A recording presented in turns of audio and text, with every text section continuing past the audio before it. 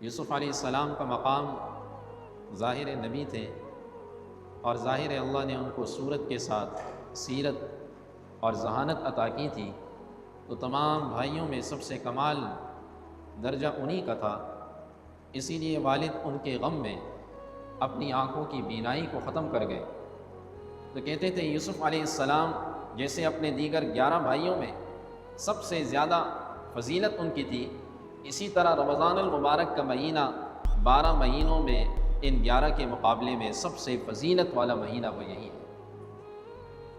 پھر اس کے بعد لکھتے ہیں کہ اللہ کے نبی 3 مہینے قبل اس مہینے کی آمد کے لیے بےتاب ہیں، شوق سے انتظار میں کا۔ اس کے بعد ایک وقت ایسا بھی آیا کہ ہمارے اسلاف اور ہمارے اکابرین وہ 6 مہینے پہلے رمضان کی آمد کے لیے دعا کرتے تھے کہ اے اللہ ہماری عمروں میں اتنی برکت دے کہ رمضان ہم پا سکیں۔ کانوا یدعون اللہ قبل 6 اشہر ان یبلغہم رمضان، کہ رمضان کا مہینہ ہم پا لیں۔ پھر جب رمضان گزر جاتا ثم یدعونہ، پھر اس کے بعد 6 مہینے تک اللہ سے مانگتے تھے اے اللہ اس مہینے میں جو کچھ عبادتیں ٹوٹی پھوٹی ہوئی ہم سے، اے اللہ اسے اپنی بارگاہ میں قبول فرما۔ یعنی رمضان سے پہلے اس کی آمد کی دعا، اور اس کے بعد 6 مہینے تک اس رمضان میں کی جانے والی عبادات کی قبولیت کی دعا مانگا کرتے تھے۔ اس کے بعد لکھتے ہیں کہ جب شعبان کا مہینہ آ جاتا ہے اور شعبان کی 15ویں تاریخ گزر جاتی ہے، تو جیسے صبح کے وقت سفیدی نمودار ہونا شروع ہوتی ہے، سورج نکلنے لگتا ہے، اس دنیا پر روشنی کی کرنیں پڑنے لگتی ہیں، اسی طرح ایک ایک لمحہ، ایک ایک وقت، ایک ایک ساعت یہ جب گزر رہا ہے، ایسا لگ رہا ہے رمضان کی برکتیں، رحمتیں، انوارات ابھی سے شروع ہو چکی ہیں۔ یہ کوئی معمولی مہینہ نہیں۔ بخاری شریف کی روایت ہے، جناب رسول کریم صلی اللہ علیہ وسلم اس مہینے کی آمد سے پہلے، سلمان فارسی رضی اللہ عنہ راوی ہیں، آپ منبر پہ تشریف لائے، فرمایا یا ایھا الناس، اے لوگوں، قد اظلکم شہر عظیم، شہر مبارک، تمہارے اوپر ایک بہت بڑا مہینہ سایہ کرنے والا ہے، ایک عظیم مہینہ تمہارے اوپر آنے والا ہے۔ یہ کیسا عظیم مہینہ ہے، کیسی سیل لگی ہوئی ہے اس مہینے میں کہ سارا سال آپ نفل پڑھتے رہے، وہ نفل فرض کے برابر نہیں پہنچ سکتا۔ سارا سال ایک فرض پڑھتے رہے، اس کا ثواب دگنا نہیں ہو سکتا۔ یہ کیسا عظیم مہینہ ہے۔ آپ نے فرمایا جو اس مہینے میں نفل پڑھے گا اللہ اس کا ثواب فرض کے برابر کر دے گا۔ ومن ادى فریضۃ کان کمن ادى 70 فریضہ، اور جو اس مہینے میں ایک فرض نماز پڑھے گا اللہ 70 فرضوں کے برابر اسے ثواب دے گا۔ کیسا عظیم مہینہ کہ ایک کے بدلے 70 گنا مل رہا ہے، اور نفل کے بدلے فرض کا ثواب مل رہا ہے۔ یہ باقی پورے 11 مہینوں میں نہیں، یوں سمجھیے نیکیوں کو لوٹنے کا مہینہ ہے۔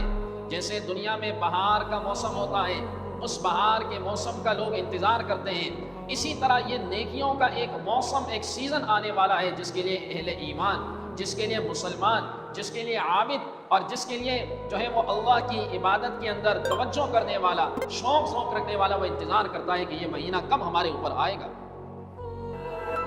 ایک زمانہ ایسا تھا کہ لوگ کسی کی نیکی کی گواہی دیتے تھے تو یہ نہیں کہتے تھے فلاں بڑا اللہ والا ہے اس لیے کہ ہم نے اس کو مسجد میں دیکھا زیادہ، کہتے تھے اس کی عمر 80 سال ہے، اس نے اپنی زندگی میں 80 رمضان دیکھے اس لیے اللہ والا ہے۔ یعنی لوگوں کی نیکی کا معیار وہ رمضان کو بناتے تھے کہ یہ اللہ والا اس لیے ہے کہ اس نے اپنی زندگی میں 80 رمضان دیکھے، اس لیے اللہ والا ہے۔ حضرت طلحہ رضی اللہ تعالی عنہ فرماتے ہیں کہ 2 بھائی رسول کریم صلی اللہ علیہ وسلم کی خدمت میں حاضر ہوئے، اسلام قبول کیا۔ ان دونوں میں سے ایک بڑا محنتی تھا، عبادت گزار تھا، محنت مشقت بھی کرتا، جہاد میں بھی جاتا، اور دوسرا اس کے مقابلے میں تھوڑا سست تھا۔ تو کہتے ہیں وہ جو محنتی تھا وہ شہید ہو گیا، اور اس سے 1 سال بعد یہ دوسرا جو بھائی تھا اس کا انتقال ہوا۔ حضرت طلحہ رضی اللہ عنہ فرماتے ہیں کہ میں نے خواب میں دیکھا کہ جنت ہے، اور جنت کے دروازے کے باہر میں کھڑا ہوں، اتنے میں اندر سے کوئی شخص آتا ہے، اور وہ جو بعد میں مرنے والا ہے، جو محنتی نہیں ہے، اس کو کہتا ہے جنت میں پہلے تم داخل ہو جاؤ، اور اس کے بعد یہ جو محنتی تھا، عبادت گزار تھا، جو شہید ہوا، اس کو کہتا ہے اب تم آ جاؤ۔ طلحہ رضی اللہ عنہ بڑے حیران ہوئے، بیدار ہوئے، صحابہ سے عرض کیا میں نے اس طرح خواب دیکھا ان دو کے بارے میں۔ انہوں نے کہا کہ یہ تو بڑی عجیب بات ہے کہ جو محنتی تھا، عبادت گزار تھا، شہید ہوا، اس کو بعد میں جنت میں داخل کیا جا رہا ہے، جو اس کے بعد والا ہے اس کو پہلے کیا جا رہا ہے۔ تو آئیے رسول کریم صلی اللہ علیہ وسلم سے اس بارے میں پوچھتے ہیں، آپ کیا کہتے ہیں؟ آپ کے پاس صحابہ آئے اور آپ سے سوال کیا، آپ نے فرمایا کہ کیا تم تعجب میں ہو کہ وہ بعد والا پہلے جنت میں کیوں گیا؟ کہا وہ اس کے بعد کتنا عرصہ زندہ رہا؟ کہا 1 سال۔ کہا اس نے رمضان کا مہینہ پایا تھا؟ کہا ہاں پایا تھا۔ کہا جب رمضان کا مہینہ پا لیا تھا تو پھر اجر میں اس سے آگے بڑھ گیا۔ رمضان کوئی معمولی مہینہ نہیں جو ہمارے سروں پر آنے والا ہے، یہ بہت عظیم الشان مہینہ ہے۔ اسی لیے علماء کہتے ہیں کہ اس مہینے کی آنے سے پہلے چند کام ایسے ہیں جس کی ابھی سے ہمیں تیاری کرنی چاہیے، اور اس مہینے کو خالصتاً یکسوئی کے ساتھ عبادات کے لیے فارغ کر دینا چاہیے۔ آپ نے تو یہ بھی حکم دیا کہ اپنے جو تمہارے ماتحت تھے، نوکر چاکر، آپ نے فرمایا اس مہینے میں ان سے کام کم لو، ان کا وقت کم کر دو، یہ آپ کا حکم ہے، اس لیے کہ اس مہینے میں تاکہ وہ بھی عبادت کریں، اور تاکہ جب ان کے لیے حکم ہے تو آپ بھی اس مہینے میں عبادت کریں، اس مہینے میں آپ بھی اللہ کو راضی کرنے والے بن جائیں۔ یہ نہیں ہے کہ رمضان سیزن ہے، تاجروں کا بعض تاجروں کا ایک سیزن وہ کہلاتا ہے کہ رمضان تو سیزن آ گیا ہے، پھر وہ نہ دن دیکھتے ہیں نہ وہ رات دیکھتے ہیں، دن رات پھر اپنے اس کاموں کے اندر لگ جاتے ہیں، اور پھر ظاہر ہے ایسے تیسے رمضان جو کئی سالوں سے آ رہا ہے، کئی سالوں سے گزر رہا ہے، وہ رمضان سے کچھ حاصل نہیں کر پاتے اور ایسے ہی رمضان گزر جاتا ہے۔ آج تک ہم نے اپنی زندگی کے نہ جانے کسی نے 30، کسی نے 40، کسی نے 50، کسی نے 60 رمضان گزار دیے۔ کیا اس رمضان کے اتنے رمضان گزارنے کے بعد بھی میں اس نتیجے پر پہنچا ہوں کہ میں ابھی بھی فجر کی نماز جماعت سے نہیں پڑھتا؟ کیا اتنے رمضان گزارنے کے بعد میں اس نتیجے پر پہنچا ہوں کہ میں تہجد نہیں پڑھتا؟ اتنے رمضان گزارنے کے بعد اس نتیجے پر پہنچا ہوں کہ روزانہ ایک صفحہ بھی قرآن کی تلاوت نہیں کرتا؟ تو پھر رمضان ویسے ہی ہے جیسے عام مہینوں کی طرح تمہارے لیے، اسی طرح وہ رمضان آ رہا ہے، رمضان گزر رہا ہے، اس رمضان سے پھر ہم نے کچھ حاصل نہ کیا، اس لیے کہ ہمارے دل میں وہ جستجو نہیں، ہمارے اندر وہ اللہ کو راضی کرنے والی وہ شوق نہیں، وہ ترجیح ہماری نہیں، اور اسی طرح یہ گزر رہا ہے۔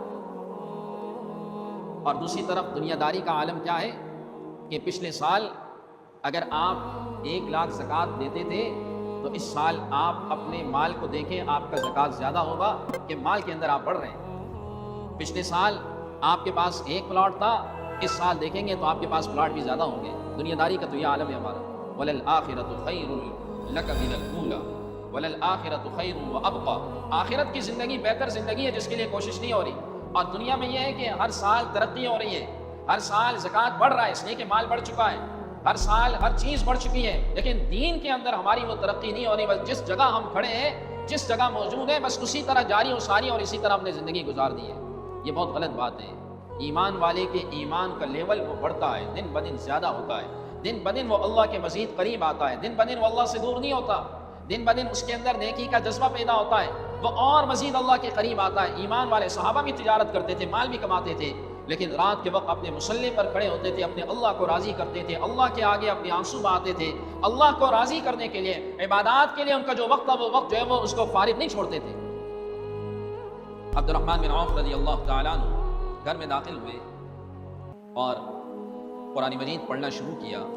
یہ وہ صحابی ہیں جو 10 ان خوش نصیب صحابہ میں ہیں کہ جن کے لیے اللہ کے نبی نے دنیا میں جنت کی بشارت کا کہا، یعنی 10 مبشرہ میں، اور یہ وہ صحابی ہے جو تمام صحابہ میں سب سے بڑے مالدار صحابی یہ کہلاتے ہیں۔ جب مدینہ منورہ ہجرت کی اور اللہ کے نبی نے انصار کے ساتھ مواخات قائم کی، ایک انصاری بھائی ایک مہاجر کہ اپنے کاروبار میں بھی شریک کرے، تو ان کے ساتھ جن کو شریک کیا انہوں نے کہا میری آدھی زمین آپ کی، کہا مجھے نہیں چاہیے، مجھے صرف بازار کا راستہ دکھاؤ، بازار کہاں پر ہے، اور اللہ آپ کو جزائے خیر دے، جو آپ کا مال ہے آپ کا ہے، مجھے بازار دکھاؤ۔ اور ایسی تجارت کی کہ دنیا نے دیکھا جب اس دنیا سے جا رہے تھے تو اربوں کے مالک تھے، ہمارے روپوں میں اربوں کے مالک تھے۔ گھر میں داخل ہوئے، قرآن مجید کھولا، اہلیہ موجود تھی، تھوڑی دیر بعد کسی نے دستک دی، مہمان ہے، عبد الرحمن بن عوف سے ملنا ہے، ان کے اہلیہ نے کہا مصروف ہے، بعد میں آئے۔ تھوڑی دیر بعد پھر آئے، دستک دی، عبد الرحمن بن عوف سے ملنا ہے، کہا مصروف ہے، مشغول ہے۔ مہمانوں نے پوچھا کس چیز میں مشغول ہے، کہا قرآن کی تلاوت کر رہے ہیں۔ مہمانوں نے پوچھا کب ختم کرتے ہیں، تو ان کی اہلیہ نے کہا عبد الرحمن بن عوف کے قرآن شروع کرنے کا وقت مجھے معلوم ہوتا ہے، کب شروع کرتے ہیں، وہ ختم کب کرتے ہیں مجھے معلوم نہیں ہوتا۔ ایسا شوق، ایسی عبادت کا جذبہ ان حضرات کے اندر تھا، باوجود اس کے کہ بڑے بڑے تاجر تھے، لیکن عبادات کے لیے ان کا جو وقت تھا وہ وقت جو ہے وہ دنیا داری میں نہیں لگاتے تھے۔ اس رمضان المبارک کے آنے سے پہلے ایک تو یہ عزم کیجئے کہ جتنے بھی دنیا داری والے کام ہیں، پہلی بات جتنی بھی آپ نے شاپنگ کرنی ہے، جتنی بھی آپ نے خریداریاں کرنی ہیں، وہ رمضان سے پہلے کر لیں۔ رمضان کی راتیں ہوں کہ جس کے بارے میں فرمایا وَلِلَّهِ عُتَقَاءُ مِنَ النَّارِ فِي كُلِّ لَيْلَةٍ فِي كُلِّ يَوْمٍ وَلَيْلَةٍ، ہر رات اللہ لاکھوں انسانوں کو جہنم سے بری کرتا ہے۔ ہر رات کی بات کی حدیث میں، اور ان راتوں میں کہ جس راتوں میں ہزاروں لاکھوں انسانوں کو جہنم سے بری کیا جا رہا ہو، اور میں اور آپ سب سے مبغوث جگہ جو اللہ کے نزدیک ہے وہ بازار ہے، وہ بازاروں کے اندر جا رہے ہو، یہ کتنی بڑی بدبختی ہو۔ تو یہ عزم کیجئے کہ جتنی بھی ہمیں خریداریاں کرنی ہیں بچوں کے لیے، اپنے لیے، وہ رمضان سے پہلے کر لیں۔ اس میں آپ کا بھی فائدہ ہے۔ جو چیز آپ کو جس قیمت پر ملے گی آسانی سے، وہ آپ کو چاند رات میں اس سے ڈبل دگنا قیمت پر ملے گی۔ اس میں آپ کے لیے بھی آسانی ہے۔ لہٰذا یہ عزم کیجئے کہ رمضان کی راتیں اور رمضان کے ایام ہم یہ بازاروں کی نظردی کریں گے، اس سے پہلے تمام خریداریاں اپنی مکمل کر لیں۔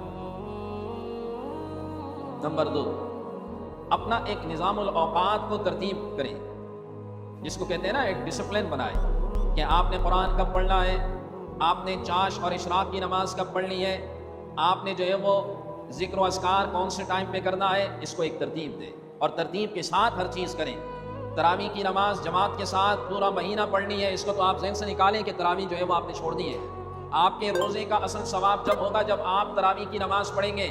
فرمایا من صام رمضان ایمانا و احتسابا غفر له ما تقدم من ذنبه، جس نے رمضان کے روزے ایمان اور ثواب کی نیت سے رکھے، اللہ اس کے اگلے پچھلے گناہوں کو معاف کر دے گا۔ ومن قام رمضان ایمانا و احتسابا غفر له ما تقدم من ذنبه، جس نے رمضان کی راتوں میں قیام کیا، تراویح کی نماز پڑھی، اللہ اس کے بھی اگلے پچھلے گناہوں کو معاف کر دے گا۔ ایک ایک سجدے پر 1,500 نے کیا، اور پھر تراویح میں نہ جانے کتنے سجدے ہوتے ہیں، یہ آپ سوچ بھی نہیں سکتے کہ کتنی نیکیاں آپ کے نامہ اعمال میں جمع ہوتی ہیں۔ ومن قام لیلۃ القدر ایمانا و احتسابا غفر له ما تقدم من ذنبه، جس نے لیلۃ القدر کی رات کو پا لیا اور عبادت کے ساتھ گزار دیا، اللہ اس کے بھی اگلے پچھلے گناہوں کو معاف کر دے گا۔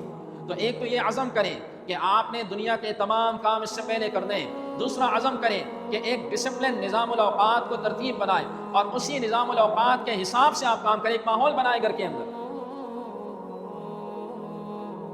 ہوتا یہ ہے کہ جو قبولیت کی گھڑیاں ہوتی ہیں، ان قبولیت کی گھڑیوں کو ہم کھانے پینے میں ضائع کر دیتے ہیں۔ قبولیت کی گھڑی ہے، آپ نے فرمایا سحری کے وقت دعائیں قبول ہوتی ہے، تہجد کا وقت ہوتا ہے، افطاری کے وقت دعائیں قبول ہوتی ہے، اللہ دعاؤں کو قبول کرتا ہے۔ خواتین بیچاری لگی ہوتی ہے اور اذان ہونے تک وہ اپنے کاموں کو سمیٹ نہیں پاتی ہے۔ اذان ہوتی ہے، جلدی جلدی اس وقت وہ جو ہے وہ بیٹھتی ہے۔ کوشش اس بات کی کریں کہ افطاری سے 10 منٹ پہلے تمام کام مرتب ہوں، اور سب کے سب اللہ کے حضور دعا کرتے رہیں۔ بچوں کے اندر ایک شوق پیدا ہوگا کہ بھئی یہ رمضان کا مہینہ ہے، اللہ سے دعائیں مانگنی ہے، اللہ کو راضی کرنا ہے۔ اس وقت میں دعائیں قبول ہوتی ہیں۔ دنیا کے مسئلے ہیں، رشتوں کے مسئلے ہیں، اولاد کے مسئلے ہیں، اولاد نہیں ہے، ہر قسم کے حالات سے ہر مختلف بندہ دو چار ہے، کوئی کس آزمائش میں، کوئی کس آزمائش میں، آپ افطاری کے وقت اللہ سے مانگیں نا۔ آپ اس وقت کو جو ہے وہ باتوں میں کیوں ضائع کر رہے ہیں؟ آپ اس وقت اللہ کے حضور دعائیں کیوں نہیں کر رہے ہیں؟ یہی تو وقت ہے قبولیت کا، اس کو ضائع نہ کریں۔ یہ نظام الاوقات آپ کا ایسا مرتب ہو کہ ان وقتوں کے اندر آپ دنیا کے کوئی کام نہ کریں، اللہ کو راضی کرنے والے کام کریں۔ اور نمبر 3، رمضان المبارک میں کوشش اس بات کی کریں کہ آپ قرآن کو سیکھیے۔ مجھے بڑے دکھ سے کہنا پڑتا ہے کہ پچھلے سال میں نے اعلان کیا کہ فجر کی نماز کے بعد ہمارے 2-3 اساتذہ بیٹھے ہوں گے اور مجود اساتذہ بیٹھے ہوں گے، جس کو اپنا قرآن ٹھیک کرنا ہے ان استاذوں کے پاس فجر کے بعد بیٹھیں، اشراق تک ان کو اپنا قرآن سنائے، یہ آپ کا قرآن ٹھیک کریں گے۔ مشکل سے 2-3 نمازی ہیں، مشکل سے، یعنی ہمارے پاس وقت ہی نہیں ہے قرآن سیکھنے کا۔ اور یاد رکھیے، آپ کو کیا لگتا ہے کہ قرآن کو اتنا آسان ہے؟ اس کے لیے سالوں سالوں محنت کرنی پڑتی ہے۔ کئی ایسے نمازی ہیں کہ 60 سال ہو گئے نماز میں تلاوت کر رہے ہیں، ساری غلط تلاوت ہے، نماز ہی نہیں ہوتی۔ کئی ایسے ہیں نماز ہی صحیح نہیں ہوتی۔ تو جب آپ اس کے لیے وقت نہیں نکالیں گے، آپ کے اندر شوق نہیں ہوگا، تو کیسے یہ قرآن سیدھا ہوگا؟ ہم اس سے زیادہ غور نہیں کر سکتے، آپ کو زبردستی تو نہیں بٹھا سکتے۔ آپ کے اندر شوق ہونا چاہیے، قرآن کو سیکھیے، قرآن سیکھ کے پڑھیے۔ کم سے کم قرآن کے اندر بڑی غلطیاں لخن جلی آپ کی وہ نہ ہو، ایسی غلطیاں نہ ہو جس سے معنی بگڑتا ہو۔ یہ عربی زبان بہت بڑی زبان ہے، ایک زبر زیر سے معنی بگڑ جاتے ہیں، ایک حرف کے ٹھیک ادائیگی نہ ہونے سے معنی بگڑ جاتے ہیں۔ یہ کوئی معمولی کلام تھوڑی ہے، اس کے لیے محنت کرنی پڑتی ہے. تعلم القرآن، حدیث کا ہے کیا، قرآن سیکھو، قرآن عربوں کے لہجے میں پڑھو، قرآن سیکھ کے پڑھا کرو. اس کے لیے محنت ہے، اس کے لیے آپ کو وقت دینا پڑے گا اور یہ شوق آپ کے اندر پیدا ہونا چاہیے. تو قرآن کو سیکھیے. ہم اس سال بھی استادوں کو بٹھا دیں گے اور پھر دیکھتے ہیں کہ کتنے نمازی بیٹھتے ہیں اپنا قرآن سیکھنے کے لیے. ہم یہی کر سکتے ہیں. آپ روزانہ 15-20 منٹ دیں. بھائی میری سورہ اخلاص ٹھیک کر لیں، میری سورہ فلق ٹھیک کر دیں، میری سورہ فاتحہ ٹھیک کر دیں. سورہ فاتحہ ٹھیک کرنے میں کئی مہینے لگ جاتے ہیں، یہ کوئی معمولی تو نہیں. اس کے لیے آپ کو وقت دینا پڑے گا. قرآن کو سیکھیے. پڑھنا بھی الگ بات ہے کہ قرآن کو کثرت سے پڑھیے، لیکن پہلے اس کو سیکھیے بھی کہ بھائی آپ کے قرآن میں کوئی غلطیاں تو نہیں. اور چوتھے نمبر پر اپنی زبان، آنکھ اور اپنے کان کو استعمال، ان 3 چیزوں کا، ان 3 اعضاء کا ٹھیک استعمال کیجیے. روزے کی حالت میں اور آپ کی آنکھیں غیر محرم چیزوں کو دیکھ رہی ہیں. روزے کی حالت میں آپ کے کانوں میں میوزک بج رہا ہے. روزے کی حالت میں اپنی زبان سے کسی کو گالی دے رہے ہیں. جناب رسول اللہ صلی اللہ علیہ وسلم نے ارشاد فرمایا من لم یدع قول الزور والعمل به، جو روزے کی حالت میں جھوٹی بات کو نہیں چھوڑتا، جو روزے کی حالت میں جو ہے وہ اپنے کانوں کی، آنکھوں کی حفاظت نہیں کرتا، فلیس للہ حاجۃ فی ان یدع طعامہ وشرابہ، اللہ کو کوئی حاجت نہیں اس بات کی کہ اپنے کھانے پینے کو چھوڑ دیتا ہے. اس کے اس روزے کا کوئی ثواب نہیں. فرض اس کا ادا ہو جائے گا، لیکن روزے کا جو اصل ثواب ہے، جو اس کا ثواب ملنا ہے، وہ ثواب اس کو نہیں ملے گا. اس لیے کہ روزے کی حفاظت اس نے نہیں کی، اس عمل کی حفاظت کرنی ضروری تھی. اس لیے اپنی کانوں کا، اپنی آنکھوں کا اور اپنی زبان کا استعمال ٹھیک کیجیے. اگر آپ ذکر و اذکار نہیں کر سکتے، آپ نوافل نہیں پڑھ سکتے، تلاوت نہیں کر سکتے، بس آپ اپنے آپ کو گناہ سے دور کر دیں، یہی آپ کے لیے کافی ہے. یہی آپ کے لیے کافی ہے. گناہ سے اپنے آپ کو بچاؤ. متقی وہ ہے جو گناہ سے اپنے آپ کو بچائے. متقی وہ ہے جو گناہ کے راستوں سے بچ کے چلے. یہ متقی ہوگا. اور سب سے بڑی بات یہ کہ بہتر یہی ہے کہ جو ہمارے پاس اس وقت سب سے بڑا فتنہ یہ ٹچ موبائل ہے، اس کو آپ رمضان میں بند کر دیں. آپ کوئی حاجت نہیں، آپ اس کو ایک طرف رکھ دیں. اپنی عبادات میں اپنا وقت لگائیں، اپنی عبادات کو اپنا وقت دیں. اس لیے کہ یہ فتنہ آپ کے پاس موجود ہے. یہ فتنہ رہے گا تو جب آپ اس فتنے کو کھولیں گے، آپ کی آنکھوں کے سامنے گناہ کے راستے خود بخود کھلتے جائیں گے. سب سے بہتر یہ ہے کہ آپ اسی کو بند کر دیں، اس فتنے کو ختم کر دیں. اور 5ویں چیز وہ یہ ہے کہ مال حرام سے اپنے آپ کو بچائے. یاد رکھیے، جو انسان مال حرام کا مال کھاتا ہو، عبداللہ بن عمر رضی اللہ عنہ راوی ہے، فرماتے ہیں رسول کریم صلی اللہ علیہ وسلم نے ارشاد فرمایا، جس بندے کے جسم پر 10 درہم کا کپڑا ہو، 1 درہم بھی حرام کا ہوا، کہ اللہ اس جسم میں اس کپڑے سے ہونے والی عبادتوں کو قبول نہیں کرے گا. یا ایھا الرسل کلوا من الطیبات واعملوا صالحا یا ایھا الذین آمنوا کلوا من طیبات ما رزقناکم واشکروا للہ. اللہ نے بار بار رسولوں سے بھی کہا، ایمان والوں سے بھی کہا کہ بھئی حلال روزی کھاؤ، حلال رزق کھاؤ، حرام سے اپنے آپ کو بچاؤ. اس بات کا بھی ہمیں عزم کرنا ہے کہ حرام کے مال سے اپنے آپ کو بچانا ہے. یہ عبادت کا مہینہ ہے، صرف اس مہینے میں نہیں، ساری زندگی اس بات کا عزم کرے کہ ہم نے انشاءاللہ حرام کو ہاتھ نہیں لگانا، حرام سے اپنے آپ کو بچانا ہے. روزے کا ثواب اللہ کے نبی صلی اللہ علیہ وسلم نے ارشاد فرمایا، الصیام والقرآن یشفعان للعبد یوم القیامہ. روزہ اور قرآن یہ دونوں کے دونوں ان بندے کے لیے سفارشی بن کر آئیں گے. آپ نے فرمایا، اللہ کہتا ہے الصوم لی وانا اجزا بہ وانا اجزا بہ. یہ روزہ اس نے میرے لیے رکھا، اللہ کہتا ہے اس کا بدلہ میں خود دوں گا، اس کا بدلہ میں خود دوں گا. روزہ ایسی عبادت ہے جس کے اندر ریاکاری نہیں. ایک انسان واش روم میں ہوتا ہے، اپنے غسل خانے میں ہوتا ہے، اپنے کمرے میں ہوتا ہے، کوئی دیکھنے والا نہیں ہوتا، پانی موجود ہے لیکن یہ اس پانی کو ہاتھ نہیں لگاتا، اس لیے کہ سمجھتا ہے کہ یہ اللہ مجھے دیکھ رہا ہے، اللہ مجھے دیکھ رہا ہے. یہ رمضان ایک پریکٹس ہے. اس بندے کے دل میں اس بات کو ڈالنا ہے کہ جو اللہ روزے کی حالت میں تمہیں دیکھ رہا ہے، وہ اللہ روزے کے علاوہ بھی سارے 11 مہینے تمہیں دیکھ رہا ہوتا ہے. جو اللہ روزے کی حالت میں تم اس پانی کو ہاتھ نہیں لگاتے، دل میں یہ بات ہوتی ہے کہ اللہ دیکھ رہا ہے، روزہ ٹوٹ جائے گا. اسی لیے سال کے 11 مہینے بھی تمہیں گناہ سے اپنے آپ کو بچانا ہے. یہ یقین اپنے اندر لانا ہے کہ وہ اللہ تمہیں دیکھ رہا ہے. تھانوی رحمہ اللہ نے ایک مجوسی کا واقعہ لکھا کہ ایک مجوسی تھا اور اس کا ایک نوجوان بیٹا تھا. یہ مجوسی ایک دن گھر آیا، رمضان کا مہینہ چل رہا تھا. اس کے بیٹے نے رمضان کے مہینے میں کچھ کھانا پینا شروع کیا. مجوسی کو غصہ آیا، مسلمان نہیں تھا. اس نے اپنے بیٹے کو ایک زوردار تھپڑ مارا اور اسے کہا، تمہیں شرم نہیں آتی؟ یہ مسلمانوں کا مہینہ، رمضان کا مہینہ، اس مہینے میں نہیں کھاتے، اس مہینے میں تو کچھ حیا کر لو. اس مجوسی کا انتقال ہوا. کسی نے خواب میں دیکھا، اس مجوسی کو اللہ نے معاف کر دیا، اس مجوسی کو اللہ نے جنت میں داخلہ دے دیا. کہنے والے نے کہا، کیا ہوا، کیسے ہوا؟ کہ اللہ نے مجھے ایک عمل کی وجہ سے موت سے پہلے کلمہ نصیب کیا. کون سا عمل؟ کہ میں نے رمضان کا ادب کیا، رمضان کے تقدس کا خیال کیا، اپنے بیٹے کو مارا. اس تقدس، اس ادب کی وجہ سے اللہ نے میری مغفرت کر دی. میں اور آپ کے گھروں میں اگر بالغ بچے ہیں، بالغ بچیاں ہیں، یہ ذہن میں رکھیں کہ روزہ فرض ہے، یہ کوئی واجب کوئی سنت نہیں، یہ فرض ہے، یہ اس پر لازم ہے، اور والدین پر یہ بات لازم ہے کہ جو بالغ بچے ہیں ان کو اٹھائیں اور سارے کے سارے روزے رکھوائیں۔ حدیث میں آتا ہے جس نے ایک رمضان کا روزہ چھوڑا ساری زندگی وہ روزے رکھتا رہے، رمضان المبارک کے اس ایک روزے کا وہ بدل ادا نہیں کر سکتا۔ اللہ کریم سے دعا ہے کہ اللہ کریم ہمیں رمضان المبارک کی حقیقی روح نصیب فرمائے، اور اللہ کریم اس کی تیاریوں کے حوالے سے جو باتیں ہوئی اللہ کریم ان تمام باتوں پر عمل کی توفیق عطا فرمائے۔ وآخر دعوانا ان الحمد للہ رب العالمین۔